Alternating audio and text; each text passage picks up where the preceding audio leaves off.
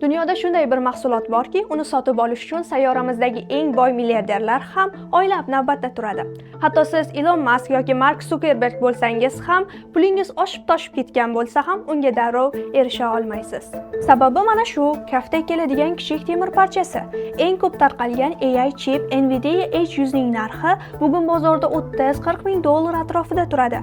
Bu yerda gap faqat uning narxida emas, balki uning asoschisi mana shu MIT degan chip orqali dunyo boylarini qanday qilib o'ziga qaram qilib qo'yganida. Lekin eng qizig'i shuki, bugun butun dunyo milliarderlari navbat kutishga majbur qilayotgan bunday imperiyaning egasi, asoschisi Jensen Huang bir paytlar oddiy kafeda idish yuvib, odamlarga kofe tashib yurgan ofitsiant edi. Xo'sh, u qanday qilib oddiy ofitsiantdan dunyoning eng qudratli tadbirkorlaridan biriga aylandi?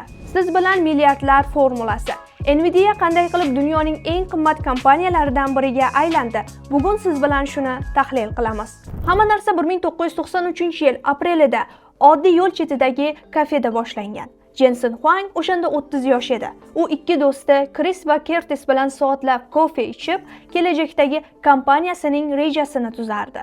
Ularning cho'ntagida esa bor yo'g'i 40 ming dollar pul bor edi. Bo'ldi, boshqa hech narsa yo'q. Mana shu yerda birinchi va eng muhim biznes mantig'i ishga tushadi. Buni iqtisodiyotda fabless, ya'ni zavodsiz model deyishadi. Ular zavod qurishga pul sarflamay, faqat chiplarning dizaynini yaratishga qaror qilishadi. Tayyorlashni esa Tayvandagi TSMC ga topshirishadi. Chunki ular kompyuter o'yinlari shunchaki ermak emas, kelajakdagi eng yirik texnologik sanoatlardan biriga aylanishini juda erta anglashgandi. Lekin startap faqat chiroyli hikoya emas. 1995-yilda Nvidia birinchi yirik chipi NV1 ni chiqaradi.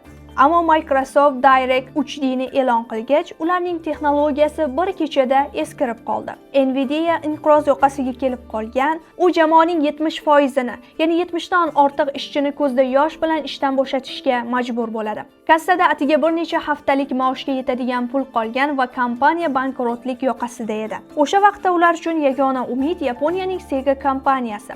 Ular yangi o'yin konsoli uchun Nvidiaga chip buyurtma berib, oldindan 7 million dollar pul o'tkazishgan. Lekin Jensen loyiha o'rtasida kelganda ularning texnologiyasi baribir Sega talablariga javob bera olmasligini va baribir muvaffaqiyatsizlikka uchrashini tushundi. U Tokioga Sega rahbari bilan uchrashishga bordi va unga tik qarab bor haqiqatni aytdi. Uning gaplari xuddi shunday yangradi. Biz noto'g'ri texnologiya qurdik. Agar biz bu shartnomani oxirigacha bajarsak ham baribir sizga kerakli narsani bera olmaymiz. Men loyihani to'xtatishga majburman. Lekin sizdan birgina iltimosim bor. Agar siz bizdan o'sha oldin berilgan 7 million dollarni qaytarib olmasangiz, Nvidia yashab qoladi. Aks holda biz hozirning o'zida bankrot bo'lamiz. Sega rahbari yosh yigitning halolligiga qoyil qolib, pulni qaytarib olmaslikka qaror qildi. Mana shu 7 million dollar evaziga Nvidia yashab qoldi va 1997-yilda o'zining afsonaviy Riva 128 chipini yaratdi. Bu chip bozorda portlash qildi va kompaniyani qaytadan oyoqqa turg'azdi. Biznesda eng qimmatli narsa valyuta emas, balki shubhasiz ishonch. Jensen inqiroz paytida sherigini aldab pul ishlamoqchi bo'lmadi, balki u o'z brendiga sadoqatini saqlab qoldi. Voqealar rivojini bir oz tezlashtiramiz. 2006-yil Nvidia allaqachon barqaror, geymerlar orasida juda mashhur kompaniyaga aylandi. Aksiyalar sotyapti, pul daryo bo'lib oqmoqda. Ammo Jensen Huang hamma narsani yana bir bor xavf ostiga qo'yadigan qaror qabul qildi. U CUDA loyihasini e'lon qildi. Endi Jensen har bir geymer sotib oladigan grafik chip ichiga allaqanday ilmiy va murakkab hisob-kitoblarni bajara oladigan qo'shimcha yadrolarni qo'shishni buyurdi. Bu qaror kompaniyaga har yili o'rtacha 500 million dollardan 1 milliard dollargacha qo'shimcha xarajat olib kelardi. Wall Street tahlilchilari buni eshitib aqldan ozishiga sal qoldi.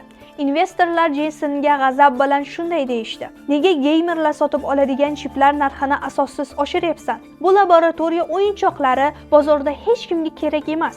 Jensen pulni ko'kka sovurayotgan xayolparast, uni zudlik bilan bosh direktorlikdan bo'shatish kerak degan gaplar ham yangradi. Lekin bugun o'sha telbalik nima bilan tugadi? Oradan yillar o'tib sun'iy intellekt davri boshlanganda, dunyodagi barcha yirik til modellari ChatGPTdan tortib Google va Meta tizimlarigacha faqat Nvidia yaratgan mana shu CUDA ekotizimida ishlashini ma'lum qildi. Raqobatchilar endi chiplarni qanchalik arzon qilmasin, dasturchilar baribir ushbu tizimdan keta olmasdi. Chunki butun dunyo dunyo kodi 10 yil davomida faqat CUDA uchun yozilgan edi. Aslida mana shu haqiqiy strategik pul modelidir. Agar siz bugun foyda keltiradigan biznes ortidan quvib yursangiz, ertaga bozorda yetakchilik qila olmaysiz. Yana bir fakt, Jeysonning Nvidia'da bosh qarorgohida hech qanday shaxsiy kabineti yoki maxsus ofisi yo'q. Tasavvur qilyapsizmi? Bizda hatto boshliq yordamchisining ham o'z shaxsiy xonasi bor. U har kuni notebugini ko'tarib, kompaniyaning turli xonalarida xodimlar bilan yonma-yon o'tirib ishlaydi. Kompaniyadagi hamma joy meniki, menga alohida devorlar bilan o'ralgan xona kerak emas deydi u. Uni hamma doim bitta qora charm kurtkada ko'radi. 10 yildan beri o'sha kiyinish stilini o'zgartirmagan. Bu shunchaki imij emas. Bu miyani mayda qarorlar bilan charchatmaslik strategiyasidir. 2026-yil holatiga ko'ra Nvidia'ning choraklik daromadi rekord darajaga yetdi. Lekin eng shok raqamlar shubhasiz uning sof foydasidadir. U daromadlarning qariyb 75%ni tashkil etadi. Nvidia har $100 chip sotganda shundan naqd $75 kompaniyaning toza foydasi bo'lib cho'ntakda qoladi. Taqqoslash uchun dunyodagi eng qimmat smartfonlar sotadigan Apple kompaniyasining sof foydasi 30% atrofida xolos. Lekin bu yerda hamma narsa idealmi? Albatta yo'q. Hozirda AQSh Adliya vazirligi Nvidia'ni monopoliyada ayblamoqda.